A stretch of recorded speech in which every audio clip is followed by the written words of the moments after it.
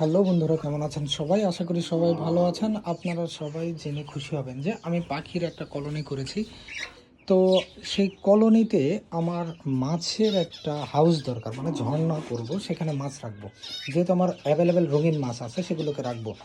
তো এই ঝর্ণাটা আমি বানিয়েছিলাম অনেক আগে, এই ঘরটা করার আগে।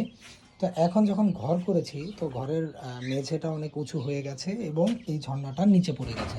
তো এটা খুব সুন্দর ছিল, বাট নিচু হওয়ার কারণে যেটা হচ্ছে, পানিটা এই মাটি চুষে নিচ্ছে। তো সেটাকে আমরা চেঞ্জ করব, চেঞ্জ করে এই জায়গাটাতে একটা ঝর্ণা বানাবো, একটা হাউস টেম্পোরারি বানিয়ে, যাতে করে সেটাকে আমরা সরিয়ে রাখতে পারি এবং ঝর্ণা হিসেবে ব্যবহারও করতে পারি।